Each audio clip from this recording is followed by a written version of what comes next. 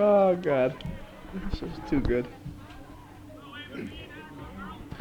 Hello, North Country soccer fans, and welcome to the George Brendler Field. It's the 23rd of October, 2019, and as they like to say this time of year, it's the second season. It's playoff soccer. It's the number 1 seed, the Eagles of Chazy, taking on the 8th seed of Crown Point Panthers. And Lee, second season, it's ground zero. As far as Crown Point is concerned, it's 0-0 here. But I think tonight they're going to have a tall order trying to overtake these number 1 Eagles on their home field at the George Brendler Field. Exactly. Crown Point is in a rebuilding phase this year. They lost a lot of upperclassmen last year, seniors of course, in a high-powered scoring machine last year. This year they really struggled. They have only 3 seniors on the squad, so Coach Anderson's doing the best she can to get these girls some experience and get them ready for the sectionals. And like you say, anything can happen. Now Chazy comes into this tournament as the number 1 seed. How did Chazy fare in the league in Division II this year? They finished 7-5-0 in the league play. So they were tied with Boquet Valley, and they came ahead. Here's Ava McAuliffe with a cross, looking for Hadley Lucas, but saved by Eleanor Harmon. They finished behind Northern Adirondack in the Division II, but as among D schools, they were the top. Right, and we bring that up because in Division II, Chazy is moving up a class to many teams that they have to play, but that definitely benefits them well come the tournament time, the playoffs. Yeah, you have Northern Adirondack and Mariah, particularly Seton Catholic. Those 3 are all Class C schools for sectional play, so they won't be playing them here in the second season, as Joey calls it. Here's Hadley Lucas. All right, and Lucas working her way down the line to the 18. It's Lucas working her way to the end line, looking to send it across. She does, and it is Harmon there. So some good early rushes by the Eagles, and you'd expect no less from Lucas or from McAuliffe. Yeah, Lucas, McAuliffe, and Celine Juno are your 3 top scorers for the Eagles, and that's who you have right there pretty much across the top line for Chazy. So they're going to see a lot of balls tonight, and they're going to have a lot of shots on goal. And here's Juno coming on per tack. And if I read the paper today, Celine is in the top 5 scoring for the league of all the teams locally. I think she was 3rd leading goal scorer at least among Division II. And so, yeah, she's put together a really nice season here as a junior. And it's going to be Hadley Lucas taking the corner kick for Chazy. And she's waiting for the players to set up, waiting for the official. And the ball is coming in off the head of Smith toward the net. And it goes off of number 11, Pertak, so another corner kick. And officials tonight, do we have the name of the officials here? Yes, we do. We have the officials. The central official is Mr. Jim Schutz. Far side is Dennis Labarge, and near side here is Bruce Tubbs. Well, like I said to these guys earlier, they brought the A-team tonight. It's playoff time, and we were very fortunate to have these guys and gals that do officiate. We appreciate it very much. I'm sure the players do. There would be no game without them. Shot goes wide, so we'll have a goal kick coming up for Crown Point. Crown Point. The girls are hoping to go to Cortland. That is where the Final Four is. Pretty much every year, boys go to Middletown, girls go to Cortland. So that is the ultimate goal for Coach Sam Signer's squad. And it's Juno sending the ball up onto the feet of McAuliffe. McAuliffe does a nice job and gets it over to Lucas. Lucas now looking to get a shot off. She does. Lucas rips a shot into the upper corner, and Harmon did not move on that. I don't know if she even saw it, but she just really composed herself, and it was Hadley Lucas going top shelf. And at the 36-24 mark, it is Lucas. And it comes to from McAuliffe getting the assist. No surprise there. You would think her father was some kind of coach or something, as well as that young lady plays. Hey, just remember she's an 8th grader, so many years to come. Like her father, she started varsity. I believe Rob started varsity as a 7th grader, perhaps, but just the same, she's starting varsity as an underclassman. So Chazy gets that all-important first goal, and as this tournament moves on, as the teams win and move on, this year the championship will be in the new complex in Beekmantown. Yeah, I've yet to check it out, but here's Celine Juno taking to the end line, looking for a cross. I've yet to check it out. I was down there the other day at Beekmantown Fire Station for a meeting with an assemblyman, and I noticed they had the lights on, and they're LED lights, and it is bright. I was told that they can turn the brightness up and down, and right now they have them at like midway. Wow. So pretty impressive. So no shadows to speak of. There's a shot by Juneau, and Harmon comes up big. So no shadows there. And then the regionals are in our area this year in Section 7, and they will also be at Beekmantown High School. That's correct. And for many years it was at Plattsburgh. I understand Plattsburgh is going to be resurfacing their field, so it gives that field a break, and they can get a head start on that once the season is over, football season and soccer's over. So substitutions, and it is McIntosh coming into the game for the Panthers of Crown Point, and coming off is Asia Winter. It's nice to see Crown Point back on this field. Of course, for many years we'd go back and forth with Crown Point, but they switched things up with the divisions. So it's nice to see the Panthers back here in Chazy. Yeah, they used to be part of the MVACs. What we used to be. Chazy is part of Crown Point. Here's McAuliffe again breaking in, trying to get past Pertak. She's going to drop it back to Lucas. Yeah. Lucas now going back. McAuliffe trying to get to the ball. Clear it out to the near side. So they, as we were mentioning, the Crown Point was one of the teams, along with many of the Division III teams, were all part of the MVAC, and so we saw them once a year, at least sometimes twice a year. And now that they're in Division III, you don't see them at all unless it's a non-league game or a scrimmage. Division III is made up of the old Marcy League schools, and then the teams from the MVAC who are regional for that. So southern. And there's a long through ball, and hustling up is De Felice. Coming off the line is Rotella, but some nice hustle by De Felice, and some nice speed from that young lady. Yeah, Chazy's got to be careful not to get caught not paying attention to their backside. She kind of snuck through on the backside and was nearly home free. But Rotella did a nice job coming off the line to get to that ball. And when they went to the three divisions, Lee, I think it's fair to say from Division 1, 2, and 3, in each division there's a lot of parity. Yes, more so on the boys' side than the girls. Here's a ripped off hits the post. And what a shot. That was by McAuliffe, yeah. Wow.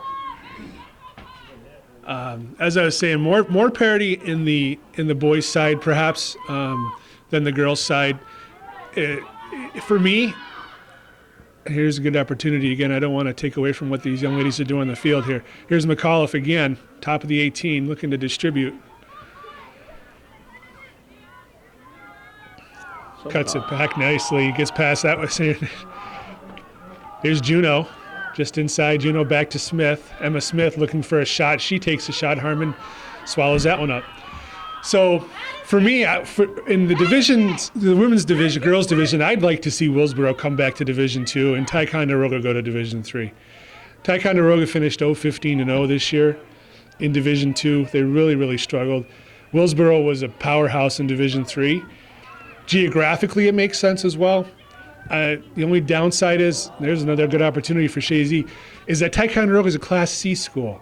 So they'd be playing against a lot of these smaller Class D schools. I don't know. That's just my own personal feeling. Yeah, I'm surprised that they put Willsboro down in Division III. I didn't pay any attention to that, so that's interesting. So Chazy has a player down. And getting back up is Emma Smith. So Chazy has a direct kick coming up. Always a dangerous spot if you're playing defense. Nice opportunity for the offense.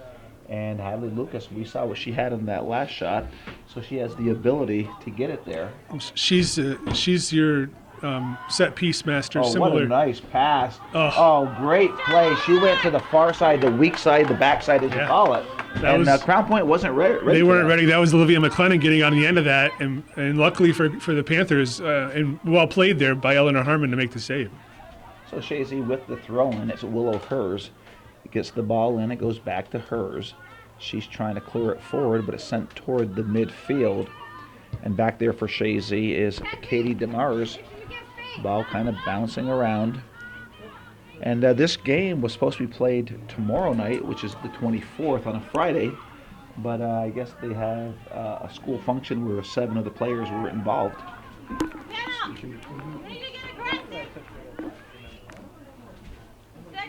I didn't know the reasoning why I think it's the an game changed. all-county. All county. All county. Okay, All so county, that's okay. a big, obviously a Yeah, big deal. absolutely it is. So the game was moved tonight.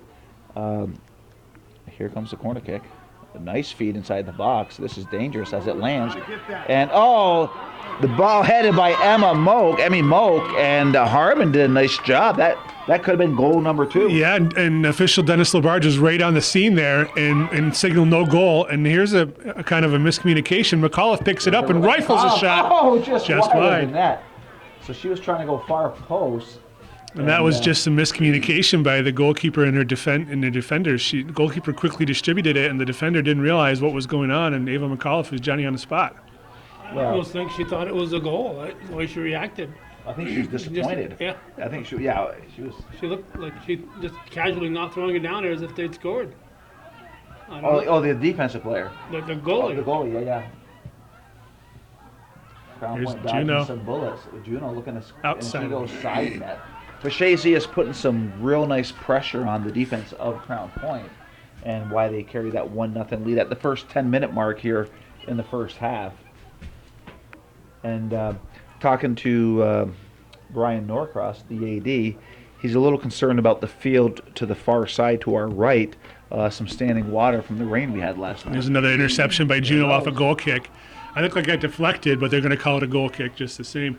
So yeah, Chazy is taking advantage here of the restarts for Crown Point, who are unable to even clear it out of their own 18. Makes it very difficult for the defenders to regroup. But you're right, we did have some pretty heavy weather here, wet weather, especially the last few days in this field. Although it's pitched nicely to drain, it's still taken on a lot of moisture. And it's seen a lot of soccer this year. And more to come is McCullough sending the ball across, cleared out, stepping up is Harvey. Harvey pushes the ball forward. There it is, Juno. And Juno inside gets a shot off, scores! And Celine Juno adds to her stats as Chazy goes up 2-0 at the 28:43 mark. It was Celine Juno. I think that was from Harvey, perhaps. I think so.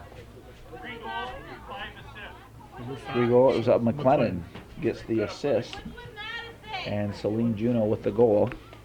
So the shots in the first 11 minutes and 17 seconds are 10-0 Chazy. And I think that's going to be what we're going to see, at least here for this first half. And I would expect if the pressure remains as it is and Chazy does open up a few more goals, Coach Signer will be able to get some of her reserve players in to get some action here in the sectionals. Which you need to do because you never know they're going to need to be called upon. And it gets physical as time goes on in these sectionals, so injuries do crop up. So it'd be very important to get some reserve time in. McCullough goes down. Call goes in Chazy's favor. I thought McCullough slipped.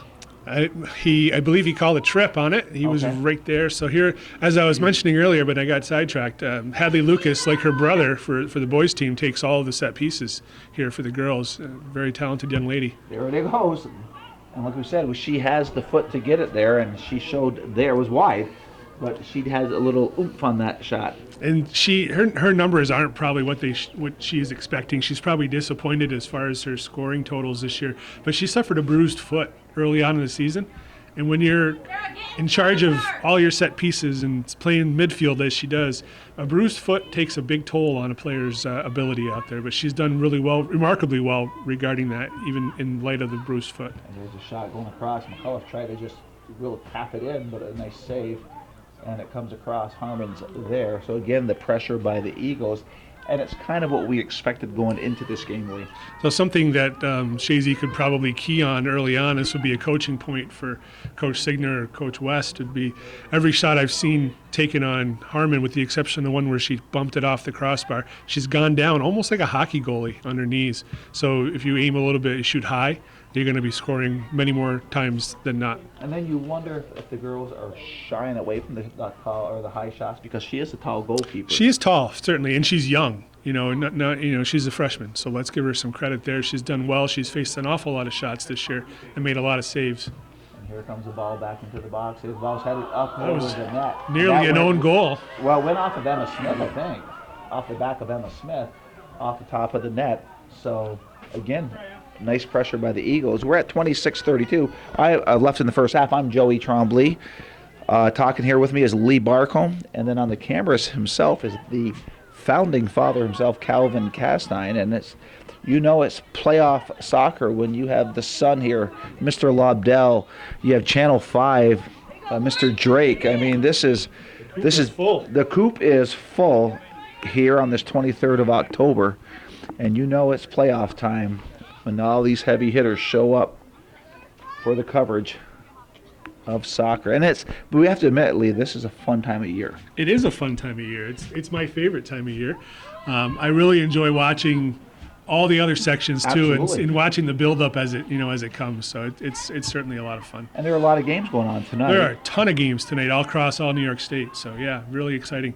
And for people that are interested, the winner of this game will face off against the winner of of seeds 4 and 5, which are Willsboro and Johnsburg Minerva. So Willsboro girls have the highest scoring player in the North Country, and that would be Jenna Ford. She's a freshman, and she's got 45 goals this season, 100 points at this point in time. She qualified, as a matter of fact. I was looking at the New York State record book for girls soccer. Here's Juno crossing the ball. And she now qualifies as one of the all-time top scorers in a season with 45 goals. So she's still counting as time goes on. So congratulations to that young lady. Yeah. And so when She's still leading the state. I believe she's still leading the state this year. As far as Sarah Page from Fort Ann also is putting the ball in the back of the net this year for Section 2. So between those two, I think they're challenging for state lead. And then what day is the semifinal game? I believe that's Monday. Yeah, Monday. That'll be at the higher seed, home of the higher seed. Carries it, yes. And then a week from this coming weekend is the sectional championships on the 2nd of November. Yes. At Beekman Sports Complex. So we have a throw-in for the Panthers. And the ball is knocked down by Emma Smith. And it is Juno looking to give it up. Doesn't give it to McAuliffe. Comes in herself. Takes the shot. And it's knocked down by Harmon. So who are the big guns for Crown Point as far as their goals? Crown Point's leading scorer this year was Lauren Kimball. Sierra Harris. Sierra Harris had 5 goals and 2 assists coming into this game, and Lauren Kimball's got 4 goals and 3 assists. The third leading scorer is a 7th grader, McKenna Munson, 2 goals and 5 assists. So she's your setup piece out there in a lot of cases, and that's really a lot of experience and a lot of pressure for a young 7th grader to be out there for Crown Point. Their goalkeeper, as I mentioned, Eleanor Harmon, coming into this game, she's had 184 saves, posting 2 shutouts. They've allowed 50 goals against, so they've seen a lot of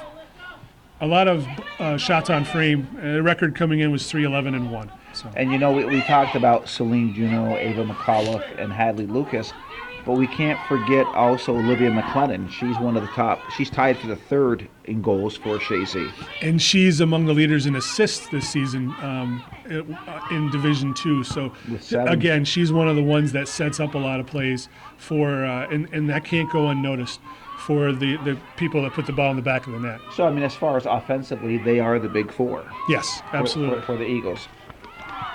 So the ball comes through, and it's cleared out by the defense, and that was cleared out by Mackenzie Chapman.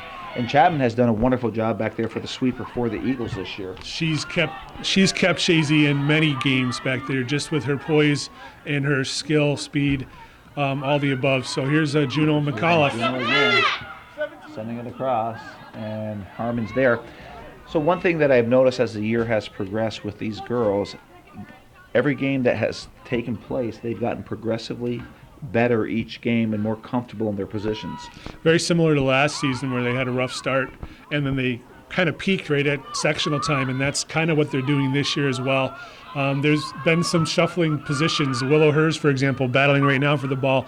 In years past, she's been an outside midfielder. This year, she's been counted on and relied upon to be one of the fullbacks, and she's done a really nice job back there. Central midfield is solidified with McAuliffe and and Emma Smith. Now here's Celine play Juno by looking Juno, to getting serve, the pass. and easy McCullough tap in from taps it McCullough. in. McCullough was where she needed to be. Juno with her speed got to the ball. It's just a great 1-2 punch right there. Absolutely, very that good. was 21-38 mark. Very good combination by the two young ladies.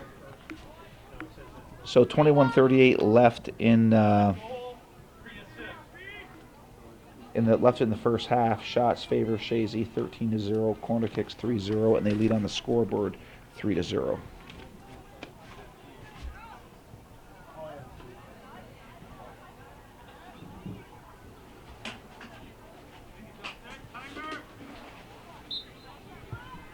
Trails. See you later, Ken. Yeah. And Ken Drake has enough material for the TV tonight. He's out of here. He said he was going to go check out Beekmantown. Yeah. As they play Plattsburgh High School? Yeah. Yes. We'll have to text him the final for the tonight. So. The boys game, is it? Yes. Yeah. And that's going to be a good game. And Mr. Laudell here wants to get out of here too. Here's Chapman taking the ball away from Emily DeFelice, who had the best opportunity for the Panthers early on here, short time ago, where she had that semi-breakaway. And Chapman thwarted that also for the Eagles. So are you doing any work for, what is it called? HF? What is it? NFHS. Yes.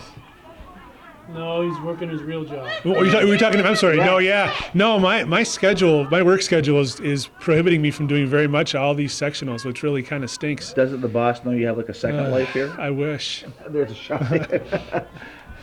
So but we got if they make the regionals, you'll be there for that. Yeah, that's the weekend that I'm off. The other 2 weekends I'm working. So yes, if any team gets there from Chazy, I'll be there for sure. Well, if they get to the sectional championship, either team, I've been shut out by Joe Poisson and Sean Rogers. Hey. So I'm going to actually check. I'm hearing it for the first time. It's not breaking news. It's breaking news of what I want to try to do. I'm going to see if Rick Hunter wouldn't mind coming into the booth. Hey, that would be great. Or even his son, McKenna, is very good. Yeah, I mean, they both obviously are used to calling games and commenting. Yeah. So. When would that be? Well, here's Haley Lauren. The 2nd, November. The 2nd, they're with us. Oh, they're doing the game for you? Yeah, for of course. NFHS. Okay, Okay. they're doing it for you. Okay, Yeah. well, that kills that. I didn't know that. So that kills that idea. Calvin has taken them from me. Yeah. So wow. Never used them before. No, I never have, but it sounded good.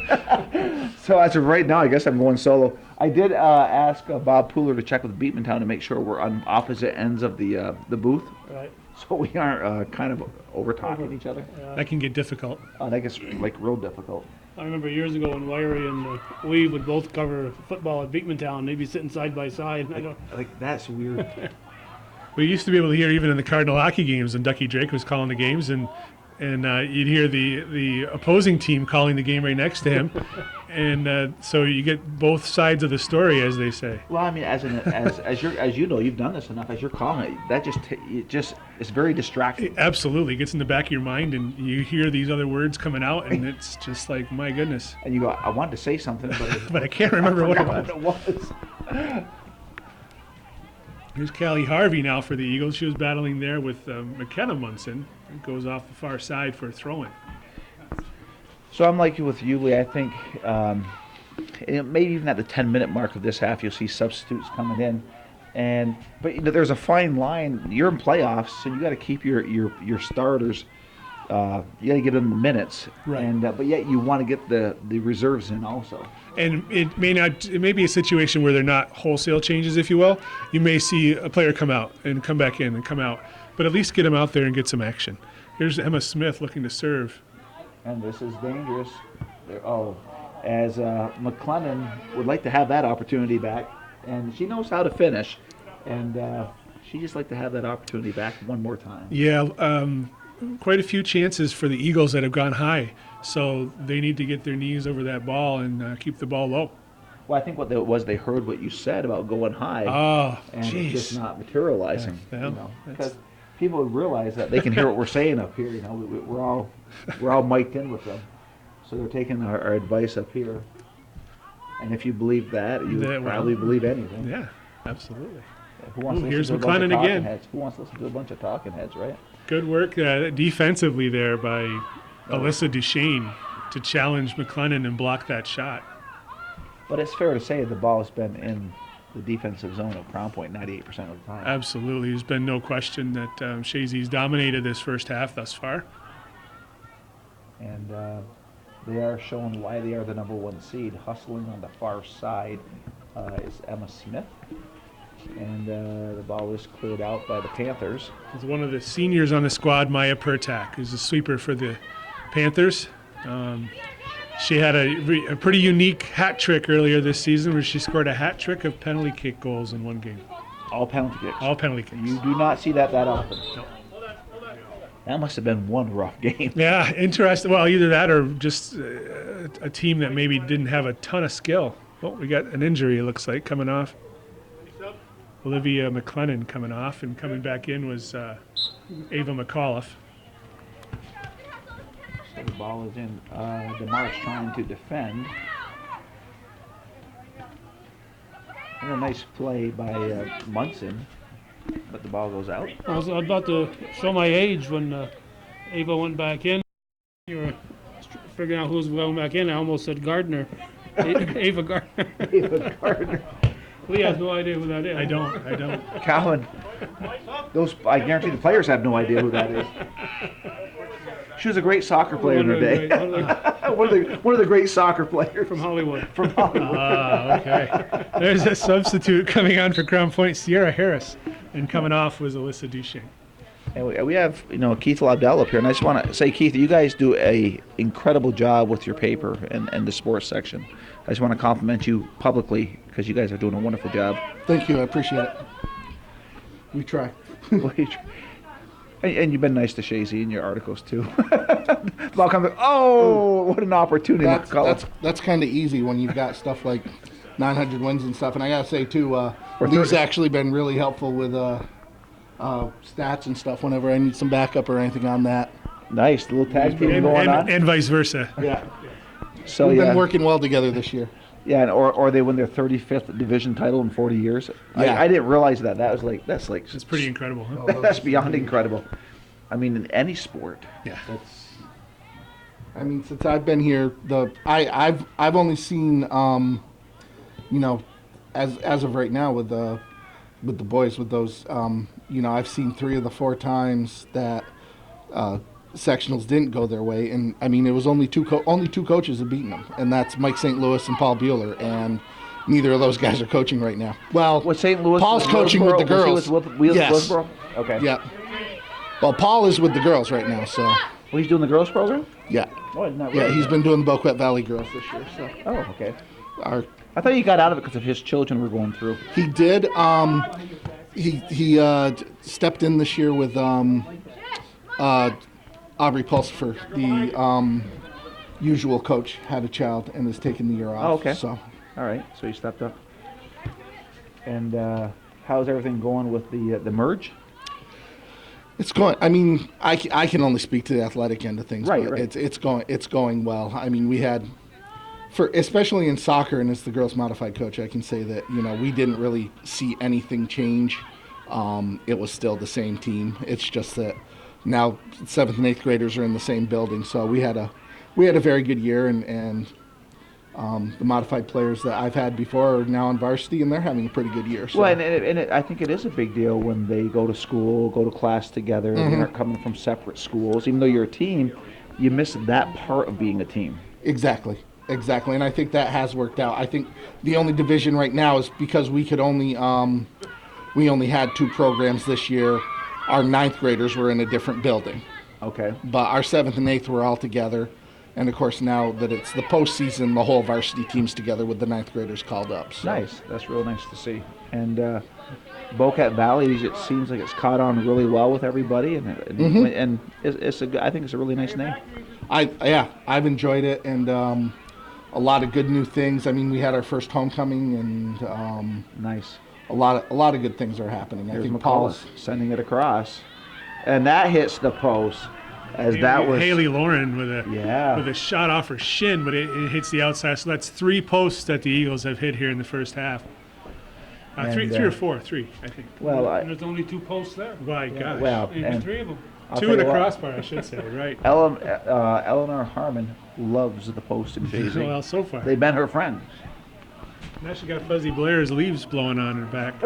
Well, yeah. And the crowd is just—they're just wild right now. I think that's the boys varsity team giving a little support. They got the mascots over there. My I don't God. think it's Chipper Fanoff in the mascot costume, but I'm not sure. What was the name of that girl a few years back? Oh, I don't recall. If I can remember her name. I will tell you in a second. Emily? Emily, yeah. She did a great job. She's very enthusiastic. You can hear her. Hey, absolutely. Here's Juno skirting past Here we Pertek go. with speed. Juno going Ball toward across goal. and- Pertek did a good job defensively there. And they're calling a goal kick. Substitution, McLennan coming back on, taking off Haley Lauren.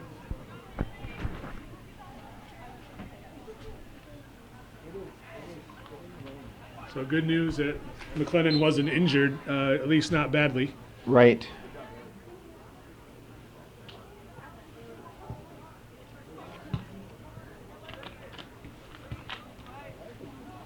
And Chazy, nice move by McAuliffe. Little step over, taking it to the outside, trying to get the shot off. And does that deflect off a player? Nope.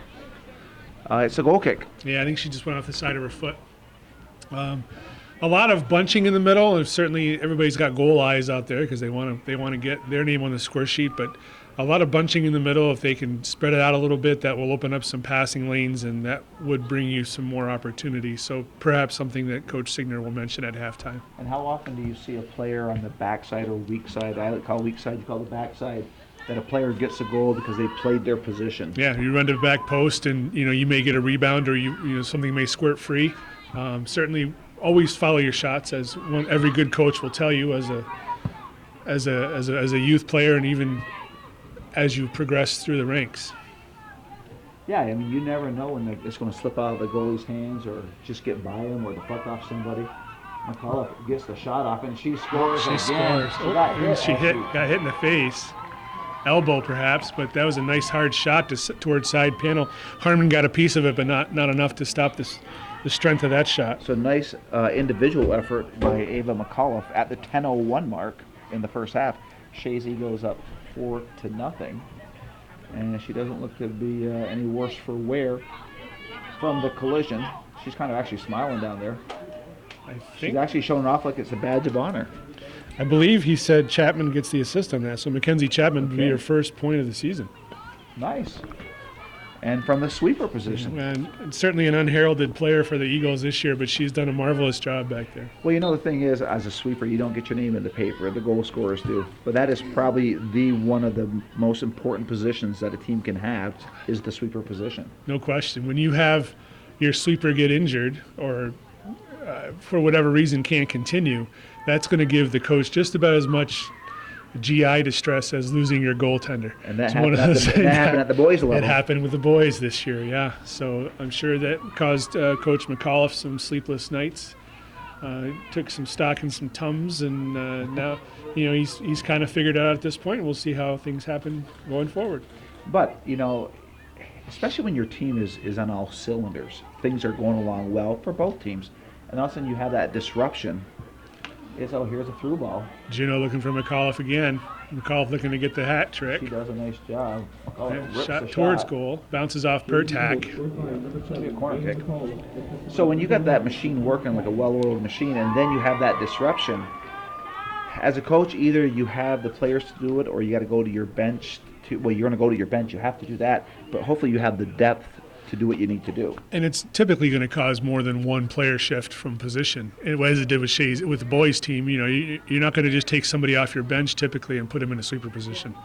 It's going to be somebody playing somewhere else that's going to shift to that position and free up perhaps even 2 or 3 more switches in order for that bench player to come on and be effective. So we have, it is DeMars goes off to the far side. McLennan gets the shot off and knocked to the ground. And like you said, McAuliffe was hustling in there, but a good job by Harmon to pick up the ball. Yeah, definitely. So we're at 8:17 left in the first half, and while Chazy's carrying a 4-0 lead. I just want to make a shout out or a pledge, if you will, or an appeal to a pledge to Hometown Cable, to Calvin Castine and Hometown Cable, 1477 Ridge Road in Champlain, New York, 12919, or you go to hometowncablenetwork.com, and he has a PayPal account. And this is how Calvin makes his living, and any donation you can make, and this is viewer supported TV, and so you have to, if you want to keep this going. I know Calvin's doing it for 36 years, but it doesn't happen unless he's supported by the local folks. Yeah, absolutely. Without your support, things will cease to exist as far as Hometown Cable goes. That's as simple as that. Sadly, there's been generations of families that have had individuals in their families covered in over the airwaves, whether it be on Channel 23 for so long and Spectrum or Time Warner Cable, as it were, and all on YouTube channels and everything else. So if you enjoy watching anything, even if it's the Jim Misek show on Thanksgiving Day, for the 28th time. Yeah, that's it's just one of those classics. We have it playing at the house every year. Oh yeah, absolutely. And so this year it'll be playing through the computer on YouTube, which is perfectly fine. There's always I was looking the other day. I was looking for hockey back when I played. I was looking to see a few games, and I was able to find some. So a lot of fun. And so to peruse the website, check it out. Throw some money Calvin's way. It's certainly well deserved and well earned on his part. And if you enjoy it, there's a reason to give. Well, people obviously, they'll pay for the YouTube channel, they'll pay for cable, and people support PBS, which is great programming. Well, Calvin's part of that. He is a North Country icon, just like Clarence Carl's is. Maybe he's not as old as Clarence Carl's? No, not as old as Clarence Carl's. Or like Wiry is, been around for 70 years. I guess I forgot to throw that one in. Yeah, sure. Hey, you came up at our practice today. Who did? Calvin came up at our practice today. They were saying, when we were up there, we didn't see him around. Where were they? So. Well, the address again, 1477 Ridge Road. So substitute for the Eagles coming out was Kalen Billow, number 12 for the Eagles. But it's support. And it's that time of year where people think on supporting different groups, and it's not that Calvin is a charity; it's a business. Mm-hmm. And but I go back. I go back and I can see my dad again. For the Prohibition film that he did on some northern blacktopping, going back, 30 years ago. Seeing myself when I played softball, and to realize I could actually run the bases at one time, and that I actually had bangs, and then you watch your kids go through it, and then now I'm to the point that maybe a day my grandkids, I'll watch the grandkids do this, and like you say, it's generational, but it's even the local events. Take the games away. It's the tragedies that we've had here, or you had the ice storm, you had these floods, you had St. Mary's School coming down, another icon of the North Country. Anything of public interest, basically, Right. is Calvin is able to make it there and chronicle it for history. He'll be there. It was really interesting. I watched he did a video. There was just recently, a couple weeks ago, there was a metal detecting, pound the ground event that they did here in Chazy, and I thought that was really. I sat down and watched. I worked till 11:30 that night. I got home, I sat down and I watched it because I saw Calvin had posted. I said, that really looks really interesting, and it was kind of cool to see what went on. And it again, kept your interest. history for the area. They were. Found And some artifacts. And all this stuff was found in our backyards. Yeah, exacther. Pretty cool stuff. Or some farmer's backyard. Right? But Lance Rovers. Lance Rovers, okay. And I heard that was well attended. 1,000 people were there, amazingly, right? From all over the country, right? Yeah, it was incredible. Even Canada? I'm sure. North America, as I say North America. Yeah, that's safe to say, yeah. Okay. Eastern Hemisphere. Eastern Hemisphere. As far away as Washington State. Wow. All the way from the West Coast. Wow. Anyway, back to Soccer. back yeah, to we're here. soccer. Let's give some props to these young ladies out here. It's a breezy, chilly night. It's in the 50s, but man, it feels colder than that, doesn't it? Well, you got the wind. The flag is flapping around pretty good. I mean, we're somewhat protected up here. Yeah, absolutely. And we got about maybe half full stands, not quite half full tonight. I can see the steam over there coming off the Mickey Fries. So Yeah. the Athletic Association has their booth open and running. So if you're sitting, well, you won't get this, and we're not live. I'll say if you're sitting at home right now and you're hungry, come on over and get some fries, but that's not going to work. Well, no, it won't. But if you get this before the next game, come on down and get your There fries. you go. There you go. Because did you get your fries tonight, Keith? I've got to get them because when we came up here, this year, There it we is. played. There it is. There. And we talked about McLennan, that she could put it behind the net or into the net, and she did. So that's at the 2:26 mark.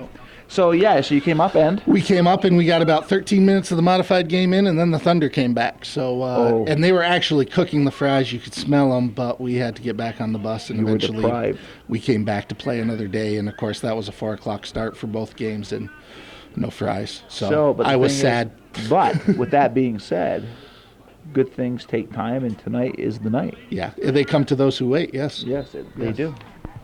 So it is 5-0 in the first half. Shots favored Chazy 17-0. And so you're going to go into halftime in about 2 minutes. And if you're the coach for Crown Point, what do you say to your team? You just tell them to keep fighting. You know, they knew obviously coming in they're the underdog. The first thing you want to do, and this is kind of a tactic that you do when you're overmatched. In some cases, is you break it down. You play in 5-minute segments or 10-minute segments in your mind. Let's win the next 5 minutes. Let's win the next 10 minutes. And if you can do that and concentrate on that short period of time where you can keep Chazy off the board, or you even put a ball in the net in that first 5 minutes, then you've won that 5 minutes. That gives you a little momentum and gives you a little bit of confidence, and you go from there. And I think the Crown Point girls can build off of this game, seeing what's happening out there. Now, I know their season will come to an end, but for next year, you play better teams like this, it can only help you as you move forward. No question. And as we mentioned at the beginning of the broadcast, for those of you starting late, they've got 3 seniors on their squad, one of whom is injured. So they really are an underclass team, a team of underclassmen, I should say. And so Coach Anderson really is working hard to get these young ladies up to snuff. She had a great team last year, a really powerful team in Division III. So there's good things to come, I think, in Crown Point in the years ahead. So we're under 1 minute left in the first half, and there's some good work back there by Mackenzie Chapman earlier. And as Chazy's trying to clear the ball out of their defensive end, but Sierra Harris had the ball on the far side, but it goes off of her. So throw in for Chazy, and it's controlled by the Eagles. And it was Emma Smith trying to break through the defense. So the ball's at midfield, and my guess is this first half will come to an end with Chazy leading 5-0. And the ball goes out, so a throw-in for Chazy. Lucas with the throw-in. She's trying to find Lauren. Was that Jamie Emerson, the coach? Yes, it is. Former Ticonderoga player. Okay. Played AAU basketball with my daughter, Okay. Danielle. So multi-sport athlete for the coach of Crown Point, which in a lot of cases you do find multi-sport athletes. And the first half has officially come to a close here at the George Brendler Field on the 23rd day of October, 2019. I'm Joey Trombley along with Lee Barcombe. Chazy leading Crown Point 5-0.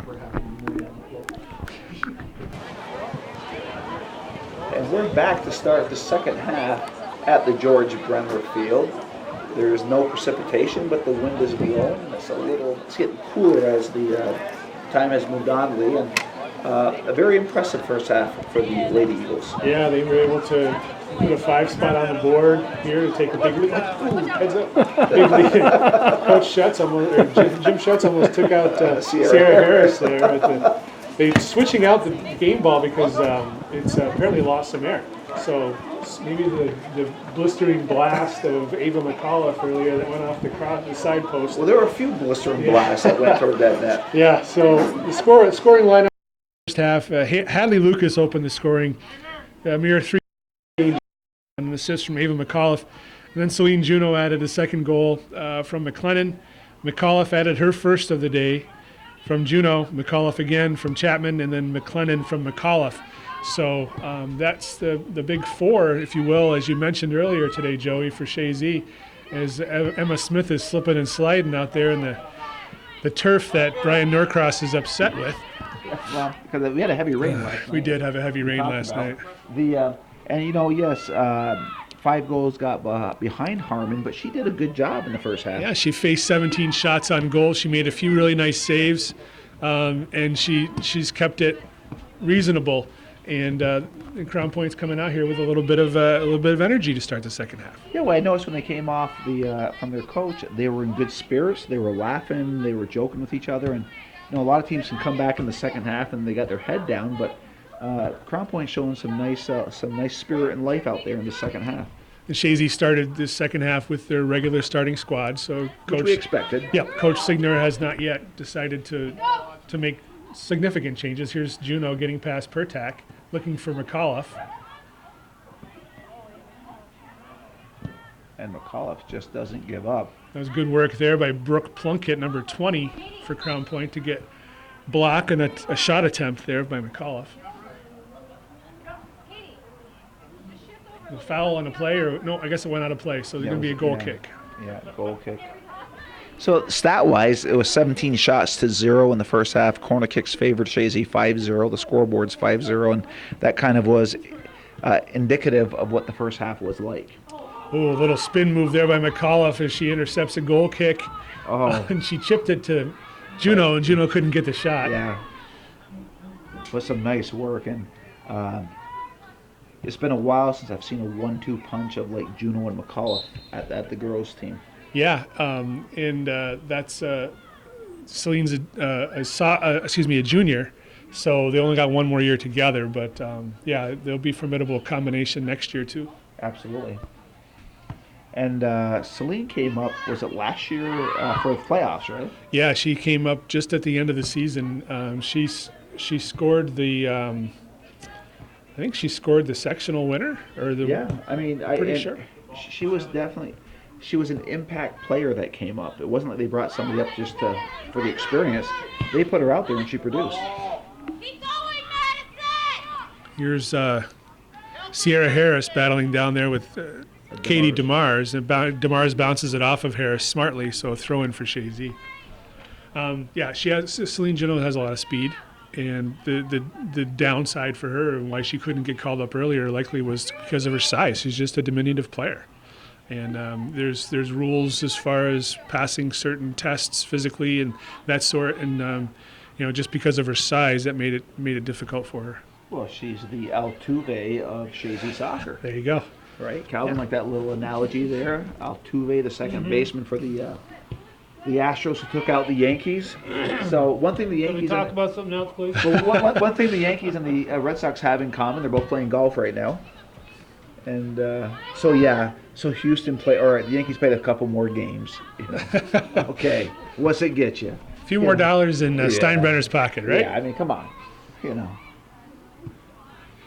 they might have been the Boston Red Sox this year, where they're at. Oh, here we go. Oh, cut. This is. Oh. She's kind of smiling there. She knew she let one get away. Yeah, she may have gone near post and had a better result, but I guess it's easy to make that decision up here as opposed to down there on the field after you just made a nice cut. I think there's no doubt between the three of us that any one of us would have put that in. Oh, absolutely. I've never seen any of us make a mistake up here during the game. We're arrested, and I told Rob when McCarthy got her, I said, please tell me I got to suit up here. I said, I think I'm still eligible. And, he laughed like you did. He goes, yeah. Based on the number of games you played, you're still eligible. Well, I think the other part was I don't know if we have a uniform that fits you, number one. Well, that's a challenge for me, especially. Oh, God. That was funny. So the winner of this game moves on to play the winner again. I know you said it in the first half. Yep. Willsboro and Johnsburg Minerva. Johnsburg Minerva. So that's the new combination this year. Okay. Instead of Minerva Newcomb, which we've been known to, or, used to hearing for several years, Johnsburg merged with Minerva this year in athletics. Did Willsboro win Division III? They did not. They're the 4 seed. Yeah, I know that, but I thought you said they were really well down there. They did well. I think they finished 9-4. They did well. Keene won the division. Okay. I think they only suffered one loss on the season, and that was a non-league loss So to is Keene the Chazy. second seed here? Keene is the 1 seed. Well, Excuse me, second seed. Yeah, Okay. Chazy is the 1. Keene is 2. Okay. Boquet Valley, I think, is 3, and Willsboro is 4. So is it Boquet or Boquet? I did the boys game earlier in the season, Chazy versus Boquet Valley, and I asked several people, among them Scott Osborne Yep. and Keith Lobdell, and they both confirmed it's Boquet. Okay, well, because I've been saying Boquet. Boquet is acceptable. Bouquet is never acceptable, from what I understand. Again, I'll go back to another time, going back, and we're going to the States, where it was Wheatland Shalai, and I was calling Wheatland Chili during the game, and Wiry was getting bombarded with phone calls, and he got me on the break and said it's Wheatland Shalai, and I said okay. So I went back on the air and I apologized. The last thing I wanted to do was insult anybody in their town, but so that's why it's good to get the name certainly right. spelled chili, Chili. So. People from Chazy ought to know that. Yeah, right. And they still Chazy, it's Chazy. Chazy, yeah. Chazy. You should know that. So yeah, I mean, when we're up in this booth, we don't want to insult anybody. So Boquet. So I will definitely say that if they meet up this year. It doesn't roll off your tongue. You know what? Okay, there's the shot and going down. But you know what? Harmon does a nice job going down for those low shots. She gets her body in front of it, certainly. The only trouble she'll have is if it bounces off her arms or chest and bounces away from her, then she's going to have to scramble to get back to her feet to make the second save. Well, her confidence is such that she's not worried about that. Apparently. Apparently. Now, I'm going to shift gears a little bit to the boys tournament. I'm a little surprised that 4 and 5 seed is Roseboro and Boquet Valley. So this was, according to, I spoke with Rob McAuliffe about it, and he said this was the longest seeding tournament for Section 7 boys that he's ever been involved in, just because there's, as you mentioned earlier, so much parity, or records at least, that are impressive. So Chazy was the unanimous 1 seed, no question. And then Scroon Lake was the 2 seed. Right. They won Division III with a record of 13-2. That's their 10-2. Excuse me. Their 2 losses came to Newcomb, surprisingly enough, who winds up being the 7 seed. So there are 2 scenarios for the remaining seeds. One of the scenarios, and these scenarios could not be agreed upon by the committee. So they wound up doing a coin flip to make the one selection versus the other. But one scenario was Crown Point as the 3, Boquet Valley as the 4, and Willsboro as the 5, and that happened to be the one that won the coin flip. The other scenario was Chazy 1, Scroon 2, Boquet Valley 3, Willsboro 4, Crown Point 5. So Crown Point flopped from 3 to 5. That seems logical to me. That seems logical. Because here's what I'm looking at, and here comes the ladies. Ball goes to the weak side. Back there for Chazy was Sam Gagno, and it goes off the end line. So I'm looking at the seedings and the way this is going, and it looks to me that if Chazy moves on in the boys' end, their toughest match is going to be the semifinals. Then it will be the finals. I don't see the finals being that competitive. There's certainly a chance for that. The wild card is Scroon Lake. They're a strong team. They've defeated everybody they've played with the exception of Newcomb, which is interesting. But excuse me. Has Chazy played Scroon Lake this year? They have not. They have not played Scroon Lake.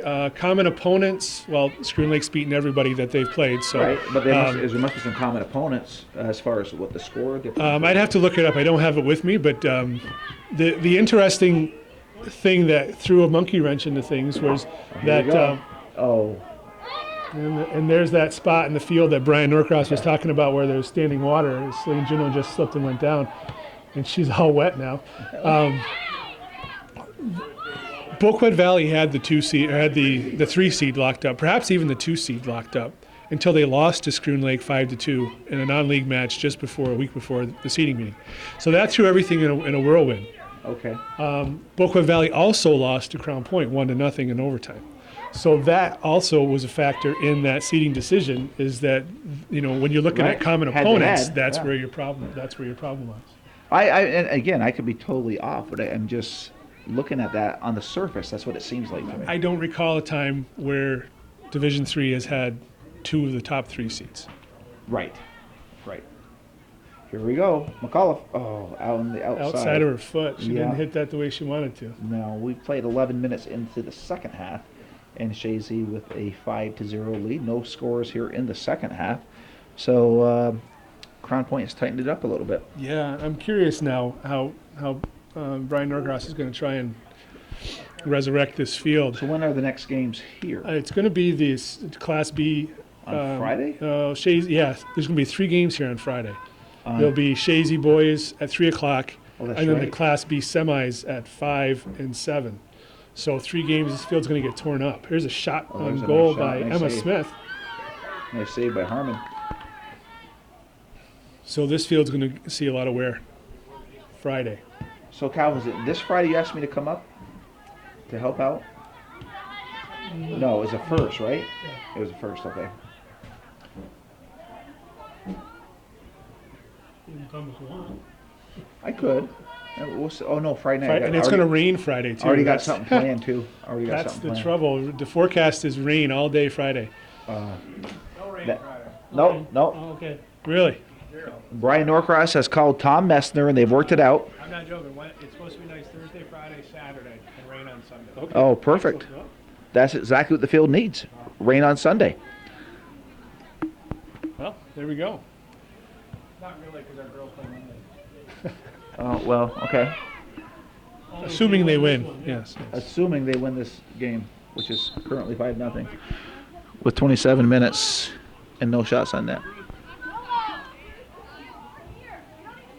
So Chazy foul called there, and now so we've got direct kick, and Coach Signer still coaching your defense where she wants them positioned out there. Well, and you have to. You can't just take this game, even though it probably is in hand. You still want to work on different aspects of your game. Yeah, you can't become lackadaisical out there and forget your positioning. It's very important. Keep that frame of mind while you're playing. But that's a sign of a good coach who keeps coaching when the game is in hand. You're coaching the whole game. And just very calm, cool, and Smart collected play. back Smart there. Yeah, and a beautiful play there by Lucas. Trying to find Juno. Juno looking to pickpocket this ball away from Munson. She's just waiting, and it goes off of Munson. So nice job of Juno, just slowing the game down and letting things happen. And some substitutions lead coming in for Crown Point. Yeah, looks like waiting to come in on the next opportunity. McKenna Munson, the 7th grader, and Celia Peters, a sophomore. So the ball is inside the 18. McAuliffe spins back. Gives it up.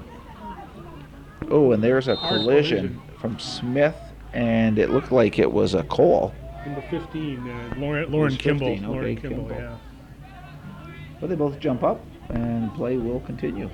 And Chazy has a couple players wanting to come into the game late. Yep, Kaylin Billow and Haley Lauren waiting to come in. So all 4 will come into the next dead ball, which will be right now. Right now, here they come.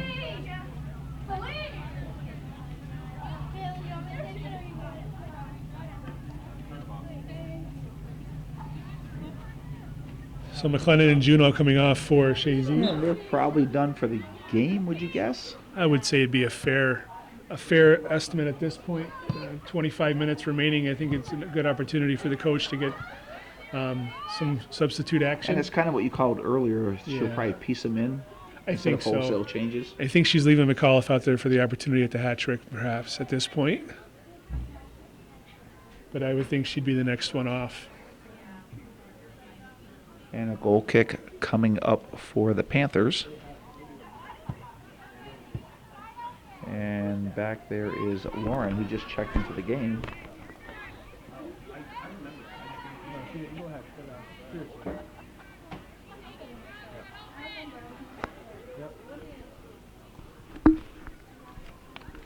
So throwing for the Panthers, 24-36. And they do have a shot for Crown Point on the board. So I was gonna say, I don't recall seeing a team not get a shot. I don't recall a shot though. I didn't think there was, but they just put a 1 on the board. So maybe. And here's an opportunity to actually describe what a shot on goal is, as according to the NCAA rules. And this is when I run the Section 7 high school website, and I get a lot of questions from goalkeepers, parents, and fans in general wanting to know, well, I know I made more saves than what they credited me for. I know I had more shots on goal. Well, here's the definition of a shot on goal is a shot at the goal in which if the goalie was not there to make the save, the ball would go in the goal.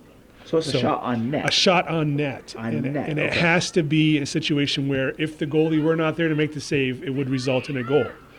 I did not know that. So if you shoot the ball and it hits the crossbar or any of the uprights, that is not a shot on goal. Really? Not a shot on goal. So my interpretation of that, and obviously with your explanation, I've been wrong all these years. My interpretation of a shot on goal was you took a shot. Now, if it went wide of the net, it was a shot on goal. And so let's say there were 20 shots on goal. 2 goals scored, goalie saves 14. My interpretation is 16 on frame, saves 14, 4 went wide, or 4 hit the post, whatever it was. To me, that's a true indication shots on goal because you just do the addition. It matches up. Or you see a team have 25 shots and there were 8 saves and 1 goal, and that tells me 16 shots were just wild shots. But that's not it. And here it is, another goal. Oh, there it is. There's a hat trick. And there's a hat trick, and she should be coming off. McCullough gets her hat trick at the 22-42 mark. So, but hearing that explanation, but that makes sense also. Other than I disagree if it hits the frame, that you don't call it as a shot on net. I think there's shots at goal and shots on goal. So those are your two. I think some places count shots at goal, and that would be anything that. McLennan gets the assist on that. So that would be any attempt at scoring a goal. So if you take a shot with the intent of scoring a goal, that's considered a shot at goal. But a shot on goal would be one. And the thing is, everyone that's on those books have a different interpretation of it. Exactly. It's completely subjective. So whoever's running the book, and a lot of times it's high school students that are volunteering their time, as part of an extra credit operation, or they're somebody that's interested in the sport but doesn't want to play it. Right. And they want to be involved. Absolutely. And then some coaches as well don't realize the definition of the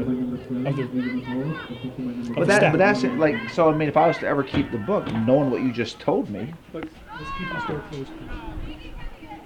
Oh, you come in. Or you can come in, yeah. So, I mean, now hearing that definition, then, but it's almost like whoever is doing the books for these teams, they should have a little conversation on exactly how it should be. It would be helpful to have even a memo at the beginning of the season. Right. And then attach it to your scorebook. Then everybody, I mean, that explanation is very simple. It's shot goes wide, it's not a shot on net. Correct. And I like that version of it. Well, it's not that version. I like the right way of it than what the way I was thinking, because that's a fair assertion of what's happening here. Good work there defensively by Sarah McIntosh to block. Now that's a shot on net. That's a shot on net because if Eleanor Harmon was not there, it would have gone in the goal. I want to let her in. She's probably cold out there.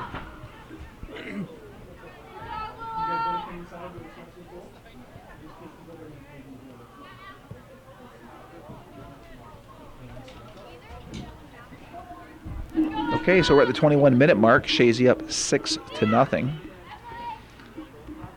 And here come the Panthers. Number 2, DeFelice sends it forward and cleared out by Chapman.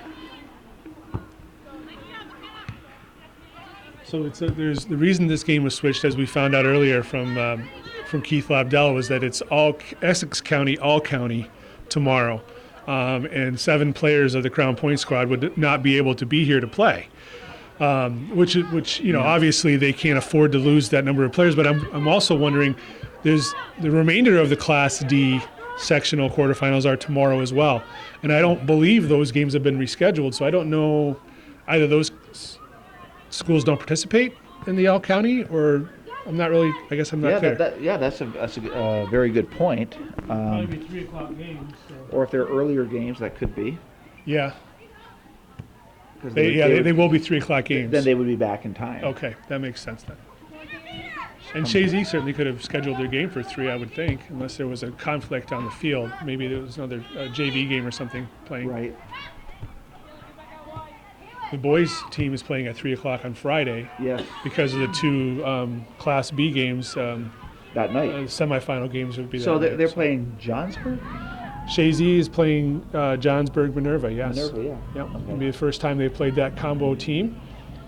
And what would you know their record? I think it was 4-7, I think, or 7-4 maybe. Calvin, are you here for that game? Probably, yes.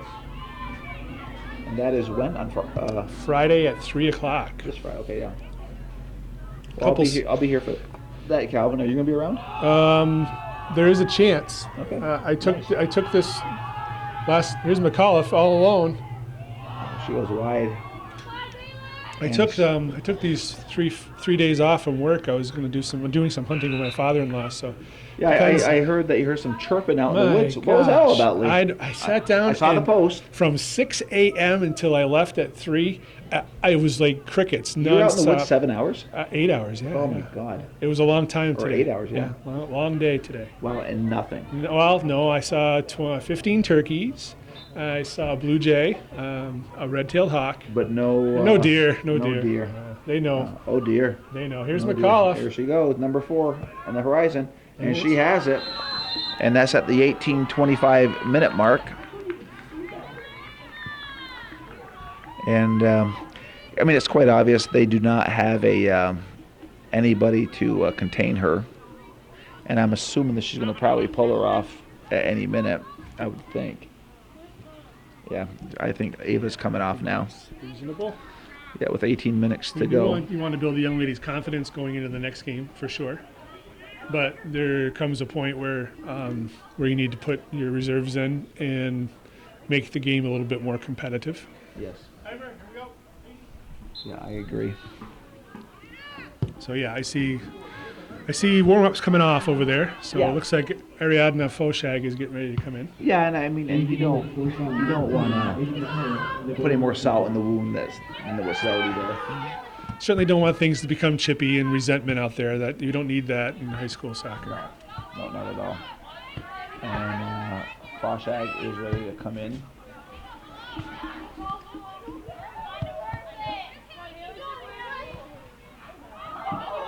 That's not a goal! That's not a goal! That is, what is this? And speaking of, This is football? Three of you out there. gives it up. And there's a shot. Nice save by Harmon, and a nice feed by McAuliffe. And I like what she did there. Yes. Like she could have went for number 5, and she pushed it off. Yeah, Which is the right she thing to passed do. off to Emmy Moak, one of the seniors on the squad, seeing if she could help get a goal for her. So now McAuliffe is coming off.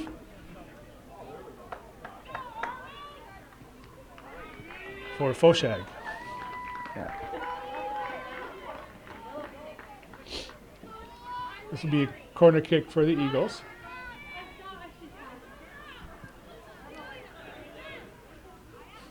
Yeah, you heard her coming off.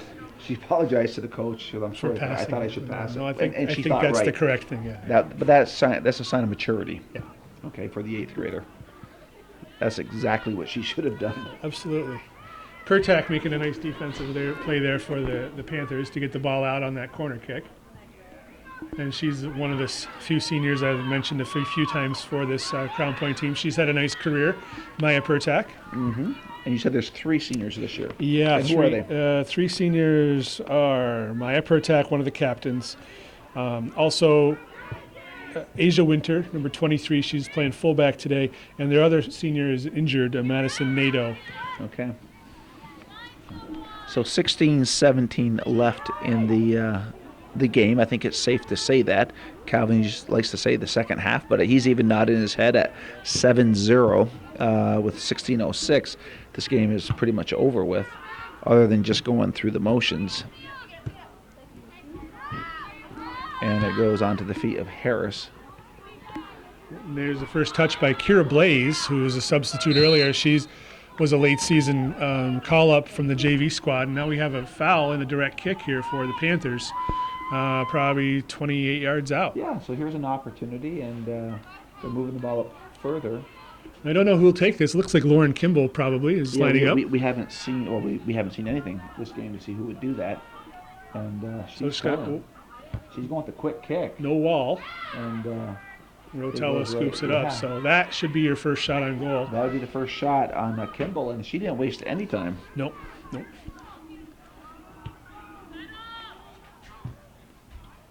So the ball is controlled by McLennan. On to the feet of Smith. And Lauren, the freshman, doing a nice job.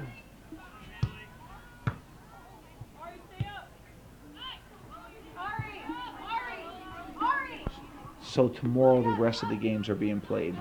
And Chazy will move on to play who again? Winner of Willsboro and Johnsburg Minerva. And do you know of any history with those two teams this year? I don't, off the top of my head, my guess would be that Willsboro won both meetings. Willsboro did have a solid record and in Division III, so that would be. Although Johnsburg Minerva has a good goalkeeper in Charlize Bernard, who's put up the most shutouts in the Division III, so she's a solid goalkeeper. For I don't even know what they're going by as a nickname. That's interesting. I don't know what it would be. Okay. Johnsburg, I think, was the Jaguars, and Minerva. I don't know what Minerva's what their mascot is. That's a good question. I saw them up in Northeastern, and I should know, but I forgot. And just for the folks, I mean, you probably haven't seen the pictures of Calvin or Lee, but the Nationals win their first game of the World Series last night, 5-4, and these gentlemen come here with Expo hats on, so they're hoping it will be Montreal, Tampa next year. I don't think it'll be that quick, but they're wearing the Expo hats, and it's nice to see the old colors. And they still say these are one of the top-selling gear around as the Expos. Yeah, the retro Expos was it's really become kind of a cult thing, and even for people that don't even know anything about baseball, it's kind of a unique logo and a little different, with the tricolored hat and that Right. sort. So, to answer the question on Minerva, are known as the Mountaineers. The Mountaineer Jaguars. I don't know what they're using, as they say, as a MJ? perhaps. Who knows? And we got some substitutes to come on for the Eagles at the next opportunity, and this will be the first varsity appearance for Sam Gagnon, another call-up from the junior varsity squad. Mother was a standout player for many years, multi-sport athlete here at Chazy, Sarah Gagnon. Actually, I think Sarah was was on the girls' team that went to the state finals, if I'm not mistaken. Was it back in '85? Prior to the more recent. Right. Yeah. 84. 84. Yeah. Sarah, we aren't trying to age you here. We're just trying to let you know you were on that team. Yeah, and she's one of the organizers of the athletic association at this point. So, Yeah. Also coming in is Carissa Pupor, and checking back in is Callie Harvey.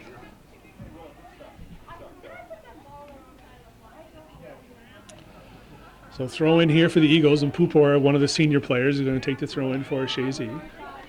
Chazy only has a few seniors on their squad. Again, a young team, but among them are important players such as Olivia Rotella with a goalkeeper, Right. Emmy Moak and Carissa Pupor. Ariana Foshag is another senior. Yeah, So she is. a few different options there. So the Lady Eagles look like they're going to be positioned well for next year, too. Yeah, I mean, they've got a lot of experience out here, and a lot of goal-scoring coming back. Defensively, they'll be very similar to what they have out there now. They need to find somebody to go in the goal. They do have junior Annika Lizardi, who's actually going to check in next to play field. So that'll be who they're going to look to man the goal next year, probably. And we got together Labor Day weekend. Actually, it was in August, and the weather does change in a matter of 6 or 7 weeks. Yeah, we were wearing shorts and T-shirts then. Yeah, sweating. Now we're wearing. Calvin's the only one wearing gloves, right, as he normally does. He's the wisest of us. I thought about bringing gloves today. I did too, but I forgot it. I just not in the habit of doing it. No. And here is Annika Lizardi checking in for Haley Lauren. And my hands aren't cold. I just can't feel them. Right. So, Well, yeah. So you get past the stage of them being cold. Mine were cold from when I was hunting today, so they just haven't warmed up yet. Yeah, I can't believe you still came out tonight after being out there all day. Well, I got the email from Calvin, and I said, Hometown Cable needs me, so I will be there. They want you. Oh, yeah. They need you. Yes, that's right. And he even said please, so that summed it up right there. Well, yeah, when Calvin, of course, it's an election year, so Calvin's using please more than normal. But Even the Chazy people. Yes, even the Chazy people. Because we're not in Area 1, of course. That's the jab there. yeah, so Calvin says, we'll see you at 6:01. Like he thinks I'm, what is it? Not Herb Tarlick. What?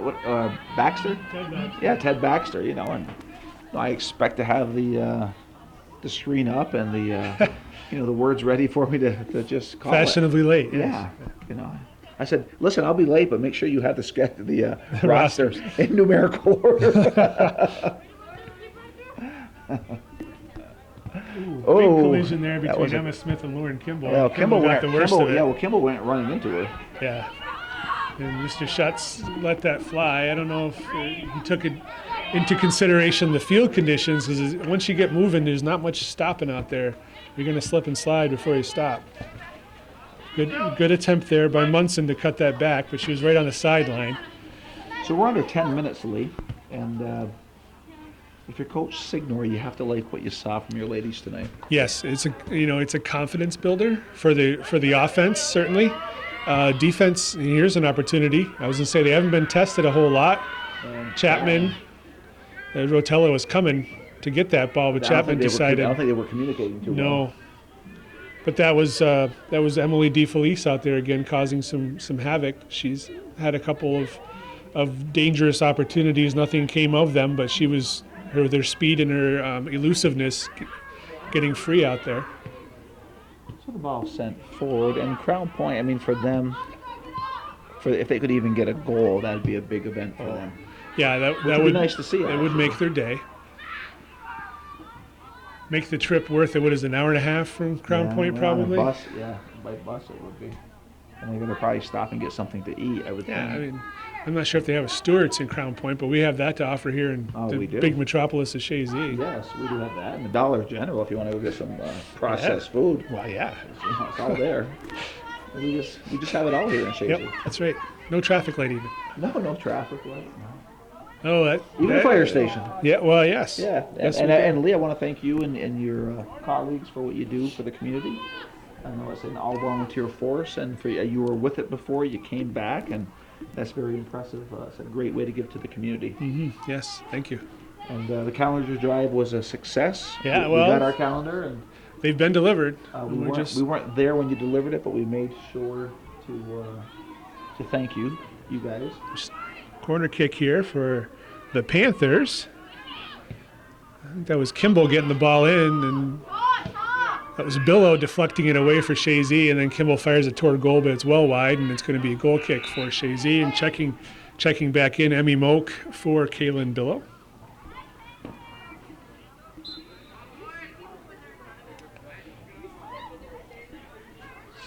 So Callie Harvey will take the goal kick. Kimball with his shorts dirtied from the mud. Yeah, well, Uh-oh. Norcross did talk about it before the game. I remember when we of course we Chazy has the white shorts that they play on their, used to be their home games, now they're away games. And my mother used to cringe when I'd come home with my white shorts all grass and mud stained. I got to get that grass stain out of these. A little shout it out or shout I don't whatever know. it's called. She was able to get whatever her special magic remedy is on the clothes, Clorox. perhaps. But she always seemed to get them a lot cleaner than I would expect. You just had that nice smell the next day, Yeah. nice clean and fluffy. My hockey gear never smelled good though. I've never been by a hockey bag yet that smells good. No, that's for sure. Especially you goalies. Right? There's Asia Winter looking to get a shot to her goal. Now it's bouncing around. Taken away by Moak, nice away from job. Munson. Now lead pass to Lazardi. Pertak watching her. And the ball bounces off Pertak, the senior. So 5:37 to go. Chazy will move on to the next round of the playoffs, the tournament, and Crown Point season will come to an end. And for 3 young ladies for Crown Point, their careers will be over, at least in high school soccer, and who knows if it doesn't carry off into some collegiate level. You see some collegiate action out of Section 7. We try to keep up with that too. We've had a couple girls have a really nice season, and a couple guys as well. Of course, Kristen Villamere was a standout for Beekmantown, and she's doing the same thing for Plattsburgh State. And there was a hard collision from Emma Smith and Lauren Kimball. They've seen each other a few times in this capacity. You don't want to be having And her Smith's down. holding her leg, so Coach Signer's going to come check it out. Holding the upper thigh, it looks like. So. We'll be back. And here we go. And the good sign, Lee, was that Emma Moak came off on her own. Yeah.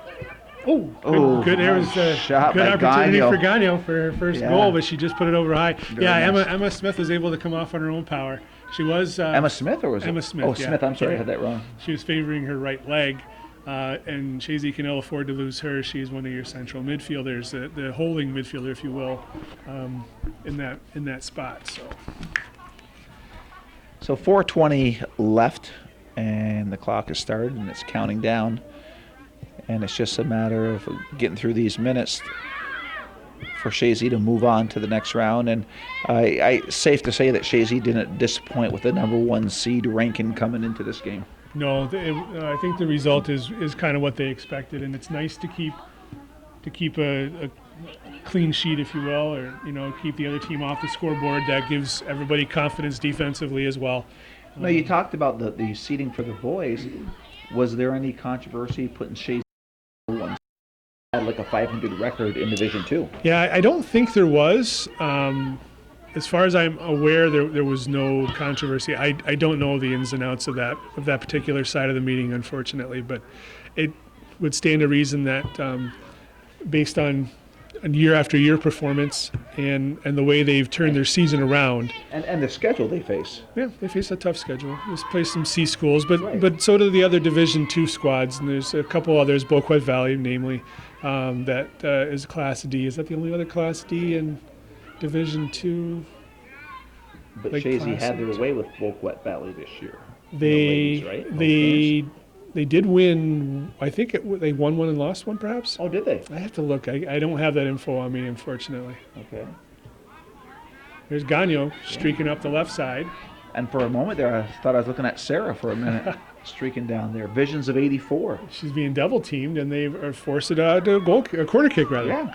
So, and she came up as she's an 8th grader. She's an 8th grader, so that's 3 8th graders on this varsity squad right now. And she's going to be a player for him next year on the starting squad. Absolutely, yeah. There's definitely. no doubt about it. And it's nice for a player moved up at the JV level, especially in the playoffs, to get some minutes. And these are obviously important minutes, and it's the highest level of soccer you're going to see Right. in the season. Yeah, and absolutely. I mean, let's be realistic. You go into the playoffs, the intensity picks up for both teams. Oh, yeah, it's a new. It's win or go home. Ton of pressure on you. There's Harvey chipping it forward, Gagno trying to get turned around, but there's a lot of white shirts in that 18-yard box. Harmon picks it up, and we're at 2 minutes. So 2 minutes to go, and 24 shots on the board for Chazy. And 2. 2 for the Panthers. So they're calling a corner kick? No, goal, I Goal kick, think. okay, that's good. And we got a ball boy on the far side. That's helpful. Oh yeah, that works.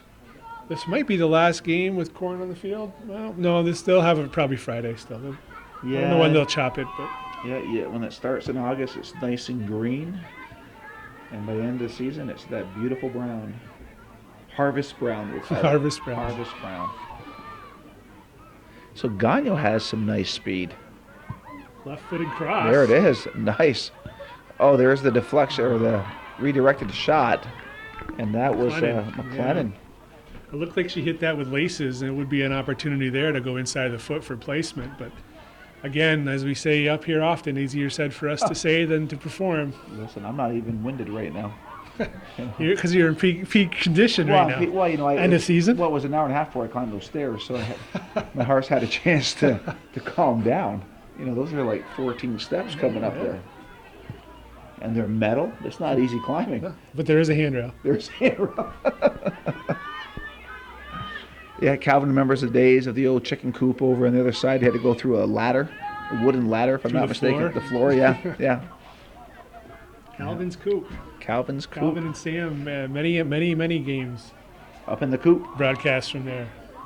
Then after let Sam start covering Chazy, it became Sam Shack. Sam Shack. Yep. So we're the final 10 seconds. 6, 5, 4, 3, 2, 1. And this game has officially come to an end, and I want to give a congratulations to the Panthers. They did not give up, Lee. They came out, played hard the whole game, and so congratulations on their season. Yeah. Unfortunately, as you in the playoffs, somebody's season has to come to an end, and in this case, it's Crown Point, and Chazy will move on. It is the 23rd day of October 2019. I'm Joey Trombley, along with Lee Barcombe and Calvin Castine. It was our pleasure to bring you this first round playoff action here at the George Brendler Field. And as Calvin always likes to say, I think it might have been his Sam, that's the way it was in beautiful downtown Chazy.